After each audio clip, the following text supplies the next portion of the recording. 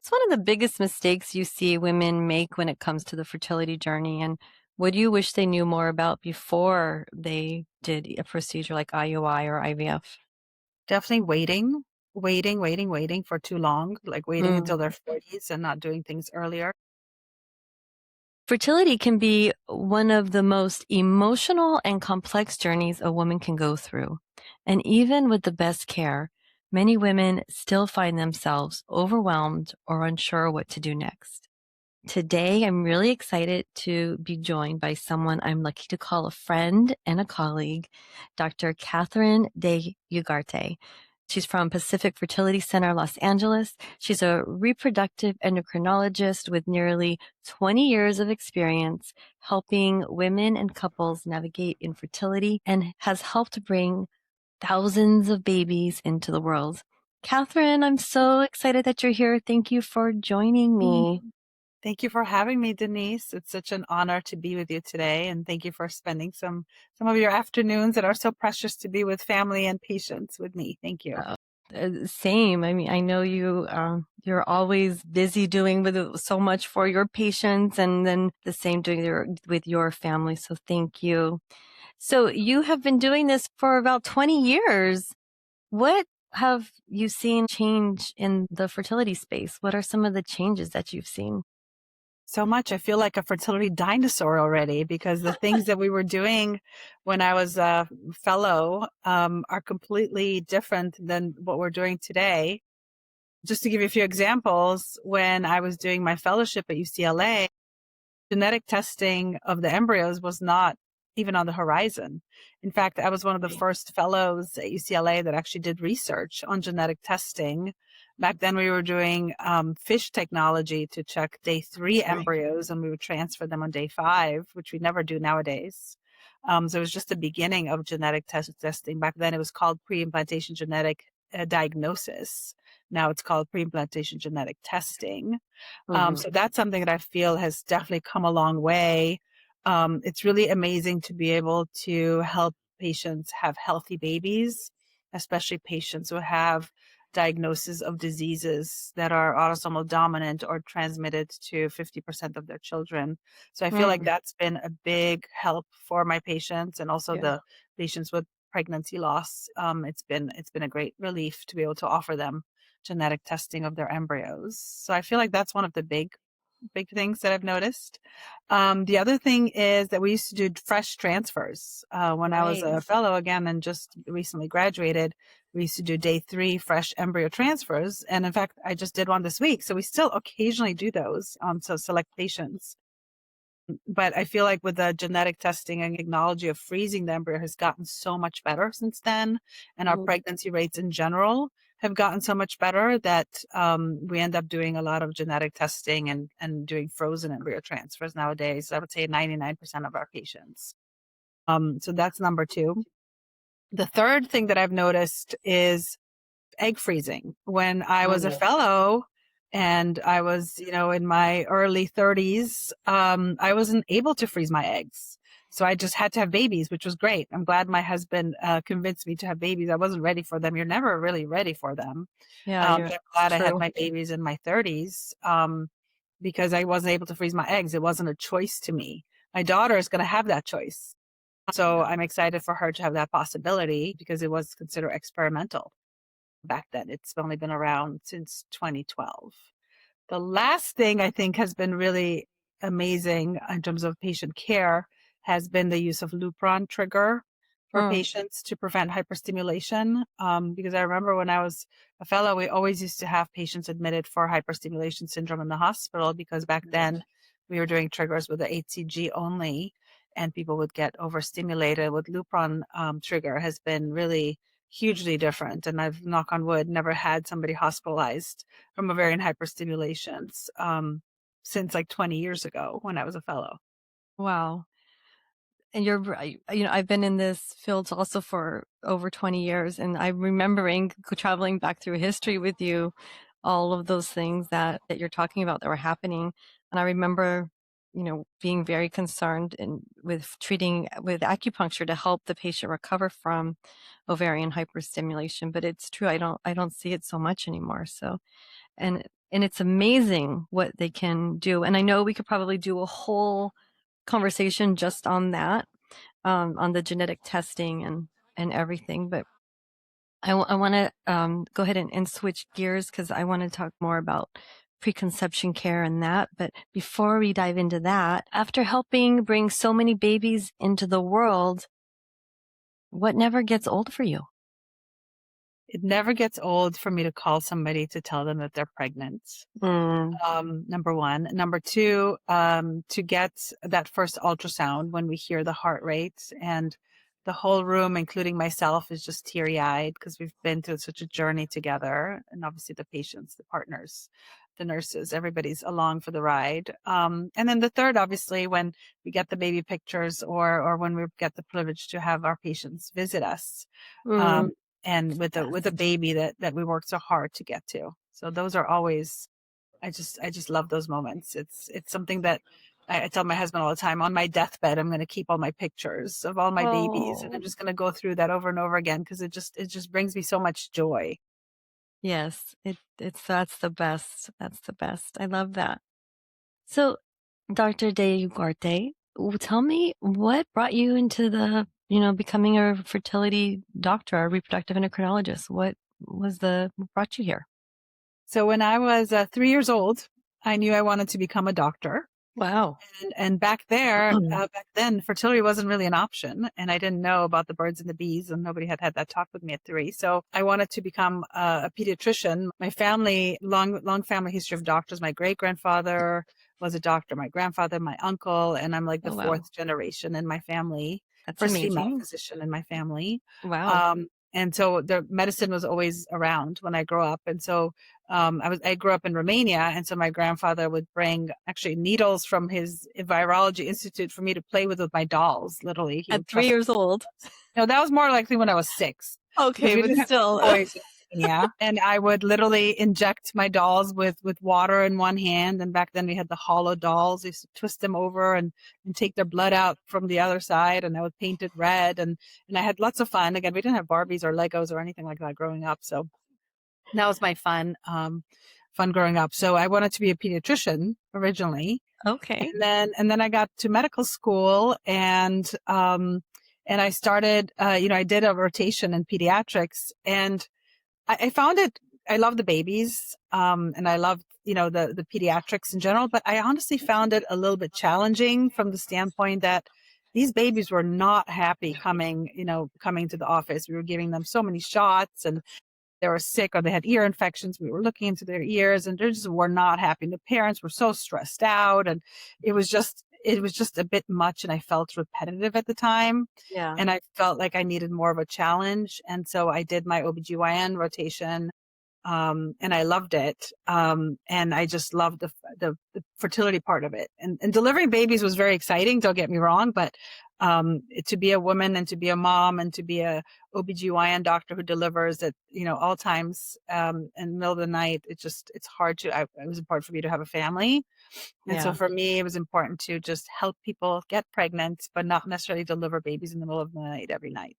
Yeah, I love that. So the fertility bug bit you, huh? And you just kind of fell into that and fell in love with that. Exactly. And I love the fact patients are very motivated. It's not like you have to force them to come in, like with other specialties. You have to make them come to the doctor. I've noticed that with fertility patients, they'll go through fire and ice to come to our office. I remember like during COVID, during the fires, we've had power outages, people show up. I mean, nobody cancels their appointments. It's incredible. They're amazing. That's so true. I find that too. What's one of the biggest mistakes you see women make when it comes to the fertility journey? And what do you wish they knew more about before they did a procedure like IUI or IVF? Definitely waiting for too long, like waiting until their 40s and not doing things earlier. Number one. Yeah. Being in bad relationships and just hoping that the guy, I've seen that so many times, who doesn't want kids, and they wait 10 years and by then they're in their 40s, and then they find that they need to find a sperm donor at that point. So again, just I think trusting themselves and then just doing things for themselves, not for others, not waiting too long. And then the other things, especially in LA, things like marijuana and alcohol and all the environmental factors that can affect fertility. I think just what you put into your body. And I know you do a lot of this with nutrition and eating healthy and avoiding, bad things that can cause problems with fertility and doing bad decisions. Yeah. I think a lot of people don't kind of clean up their acts till it's a little bit too late. Yeah, I couldn't agree more. I wish that people would understand that those toxins can affect, their egg and sperm quality and the health of the pregnancy and their child, right? Because it's so important to have to be healthy, to give healthy DNA, to have a healthy pregnancy, all those things.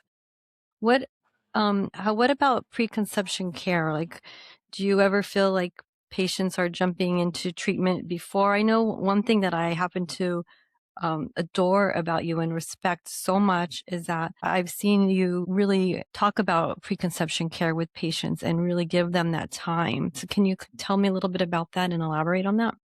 Yeah, first of all, I want to make sure they're healthy medically. So, for example, if they're overweight, I recommend that they lose weight before getting pregnant. If they have uncontrolled diabetes, they get their sugars under control, because if not, they can cause birth defects in babies. If they have, again, high blood pressure, all those medical things that need to be fixed before, thyroid conditions, we treat that as well. So those are just the medical issues. The second thing is just reducing stress. So some people that I see are in very, very stressful, demanding jobs. So I always tell them, try to see if you can do this when you're try to, take less tasks on at work, or say no to certain things, or say no to things that make you upset, or things that are going to make you stressed out. Don't overtake too many things or too many family gatherings if it's going to make you stressed out. Um, and then the other thing that's important is, again, taking care of yourself and eating healthy. And it's something that nobody really taught me in medical school, how to eat healthy. They don't teach us how to do that. I think maybe more nowadays, or DO schools do a better job at that. But MD schools are, at least at the time, 20 years ago, when I went 25 years ago, didn't do any nutrition courses, acupuncture courses. I think that's very important, to just take care of your body, because if you learn how to take care of yourself, then you can take care of a baby. And so I think if you're healthy as a mom and dad, then your baby will be healthier. And then adjuncts like supplements. I'm a big fan of supplements and acupuncture. I know a lot of doctors don't believe in supplements. I have seen the magic of supplements and acupuncture as a combination with healthy diet and just lifestyle changes, all those together, not just one magic pill that will do the trick. And there's not one supplement that everybody should take. I think it should be individualized, and it should be, different condition, different amount of supplements. And some people need more and some people need less, depending on their condition. But definitely I've seen the magic of acupuncture supplements just improve egg quality, sperm quality, embryo quality, and results in healthier babies as well. I love that. And again, that I just respect it so much because I know you really take the time to make sure before they move forward. From my perspective, it's very, very important. One of the things I do is guide women to create daily life habits that support their health and their fertility through their nervous system regulation, lifestyle, and emotional well-being, so that their body's like in a better state to respond to the treatment or to get pregnant. And one thing that I see a lot is when they're overwhelmed or stuck and not sure what to do, or sometimes they're just trying to do everything right, but their system, their body just is still completely overwhelmed. And I really believe that that impacts how they move through the process, how they respond. Where do you see that showing up with your patients? And do you notice a difference in how patients move through their treatment when they are more regulated versus feeling overwhelmed or anxious? Yes, absolutely. I think, again, that's important. And sometimes they need a therapist, for whatever they're going through, their relationships or their work. Sometimes I tell them just take some time off of work. I try to tell them, if you're stressed out about doing this, maybe you should wait a month, or maybe you should be in a better time frame to do this.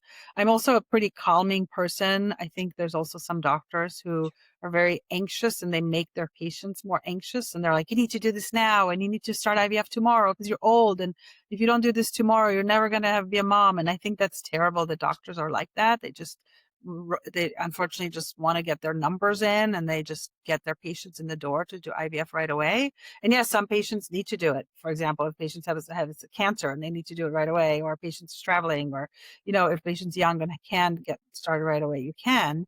But I always tell my patients you can do it the fast way, which we can see you next week and you can start IVF.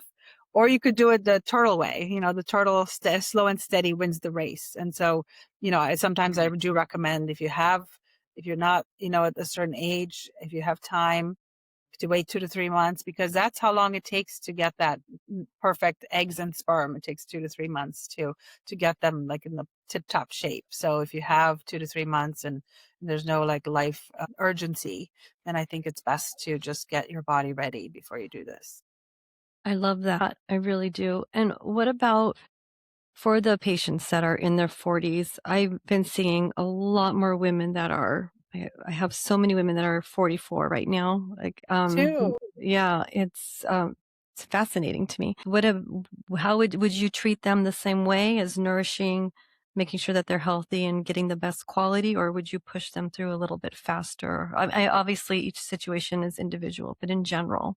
Right. It depends. If they've already been taking some supplements on their own, maybe we can move a little quicker. But if they've come to me and they're doing marijuana and they've got 3 follicles and they're overweight, I think waiting the 3 months and getting healthier is going to give them a better outcome. And I always tell them my goal is not to do IVF on you over and over again. My goal is to ideally just do this as few times as possible so that you have as many embryos as you need. And I also talk to them about how many babies they want. So I always think about that, I'm an only child. And so for me, it was important to have 2 kids.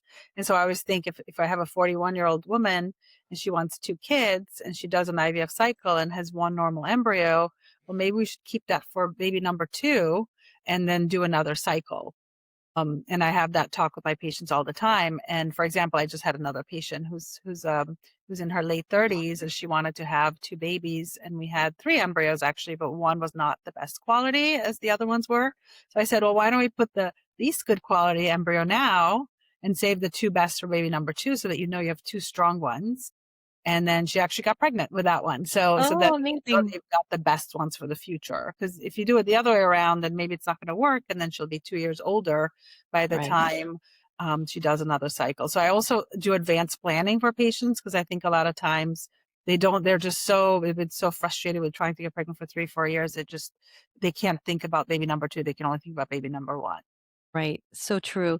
You're the first doctor that I've seen actually do that. Something that I just respect about you. I've seen that so many people just want to put in the best embryo, and it doesn't matter their age. But I love that forward thinking. Yeah. And I just tell them, I make them promise, when the baby gets a B+ in school or anything, don't tell them, hey, you were like the second best. So tell them, What? make it feel that, don't say that. I hope. Oh, yeah, that's funny. Um, Share with me what gives you the most hope in reproductive medicine right now. I think definitely egg freezing. I think it's getting better and better, because when we started doing egg freezing, we were doing slow method of egg freezing, which when we actually thawed the eggs were not that great.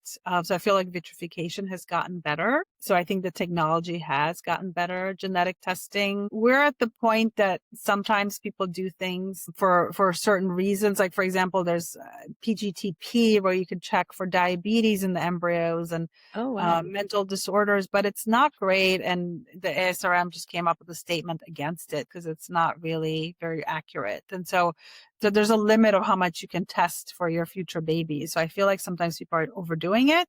The genetic testing, I think, is exciting. I think it's going to get better and better. Again, just in the 20 years that I've been doing this, it's gotten a whole lot better. What we haven't figured out is how to get the older women pregnant. And I think one thing that they are studying, and I know when I went to SRM a few years ago, they were talking about making eggs from skin cells, which I think they're working on rodents. So I think that would be incredible if you had a patient who's in menopause at 45 and you could make an egg from her skin cells. Again, I think that's going to be maybe in our lifetime. But I think that's going to be really cool for patients with ovarian failure or older patients. Wow. I'm just trying to embrace that. That's that's very So I don't know. I'm hard to imagine from a skin cell, Yeah, but I people don't have to do. freeze their eggs anymore. They can just freeze their skin cells. Right. How easy would that be? That would be much easier, right? Wow. That's, it just really blows me away. Really beautiful. What about male fertility? Where do you see this in the picture? For I see a lot of the men being kind of pushed on the side or told that, they don't need to worry. Everything looks good. What's your take on that? And I hate that a lot of doctors just treat the women and not the whole couple. Hmm. So I always, when I have my initial consultations with the patients, I always go through the male history as well. What medications are on. Again, if they also do pot is terrible for sperm, and so is smoking, vaping. And I ask them, vaping, nicotine, Zen pouches, all those things, because some people are like, I don't smoke, but then I vape every day. Right. So they don't consider that smoking. Or things that people forget about is wet heat. So saunas, jacuzzis, baths, those are terrible for the sperm. Yes. And the other thing, because we have a lot of same-sex couples who are two men having babies, and a lot of them on our finasteride, Mm. which helps with hair growth and hair loss. Minoxidil is not so problematic, but I have seen several couples now who one of the men is on finasteride and the other one's not, and we've gotten zero normal embryos from that group because of the finasteride, and we've stopped the finasteride. 3 months later, then there's normal embryos. So I've had that a few times now this year. I've gotten to the point that I just recommend just flat out stopping it for Stop like it. 3 months beforehand, because I think it's Yeah. pretty bad for not for everybody, but for the embryos. I have seen zero embryos for those patients. So so again, for men it's important. Stress, sleeping also important. Obviously we check their semen analysis. Sometimes we do something called an advanced sperm testing. If they're abnormal sperm, I do recommend that they see a urologist. And I have had, sometimes, unfortunately, we send them to a urologist and it is testicular cancer or some other Mm. abnormalities that basically saved their lives because they had an abnormal sperm test. So that's Yeah. important for them to get checked out. Very much so. It's so important to include the man because it does affect the embryo and the health of the pregnancy and the baby, but so much is put on the woman and the Mhm. eggs, like it's all about the egg quality. So I love that you treat them as a couple Mhm. because it is a couple's issue. Right. It is a Absolutely. couple. What is one message you want most women to hear if they're feeling confused, discouraged, or behind? Well, I think people should not be discouraged because I think there's hope. You can be a mommy or a daddy. Um, if it's maybe not your genetics, maybe it's not your uterus, but it could still happen. We can still make that happen with an egg donor or surrogate in extreme scenarios. That's the one thing that's really hard for women to come to the realization that they need an egg donor. Sometimes it takes them many years to feel comfortable with that scenario. So Yeah. at the end of the world, it's not the end of the world to get somebody else's eggs if absolutely needed. So that's, I feel like people just feel like a sense of doom, impending doom if they can't make genetic, babies of their own. Hmm. And people get, if you think about it, organ transplantations all the time. And it's a little bit different than that. And the way I also tell my patients is, and most people have some kind of a pet, and they love their pets more, as much as their kids in some cases. And so I tell them that your dog is not related to you, and don't you love your dog? And that's going to be the same with your baby, even though your baby's not related to you genetically. Love that. I happen to use the same analogy. That's awesome. I love that. Um, okay, wonderful. Switching to just one personal question, kind of for fun. How would your parents describe what you do? So, well, unfortunately, my dad's not with us, but he was very proud of me. He died when my daughter was like 9 months pregnant, so that was a tough one Oh, for me. it is tough. It Yeah. was, we lost him way too soon. But my mom's very proud of me. She lives in Romania, and she's like, my daughter makes babies, and she's cute. She carries my business card around, and she's actually referred me patients from Romania. And she's sent me several patients who actually have come here from Romania to have That's amazing. babies. I'm also the only child, so she's got nobody else to be proud of. So she is proud of what I do, and that I'm the fourth generation of doctors in the family. And so, because her dad was a doctor, so it was very important for her. But Right. she That didn't was, never push me into being a doctor. I just wanted to do it on my own. yeah, since you were three, it's amazing. And injecting dolls. That's crazy. Thinking about it in today's world, Yeah. it is a little bit crazy. Dr. DeUgarte, where can people find you? Well, I'm in Westwood at Pacific Fertility Center. Our website is www.pfcla.com. And we are excited to help everybody in their journey to being parents. You're amazing. You're amazing. And do you have an Instagram? We do. It's also PFCLA. Okay, perfect. Yeah. So thank you so much, not just for being here, but for the work that you do. It's very special and empowering, to help women grow their families. So thank you so much. And Couldn't do it without you and all your help and all the amazing acupuncturists that are out there that give women so much love and nurture. So thank you for doing what you do. thank you. I love partnering with you, so I appreciate it. And wherever you are, if you're listening, just know that you don't have to do this alone, and having the right support can truly change everything. Thank you so much for joining us today. Thank you. What's one of the biggest mistakes you see women make when it comes to the fertility journey? And what do you wish they knew more about before they did a procedure like IUI or IVF? Definitely waiting for too long, like waiting until their 40s and not doing things earlier.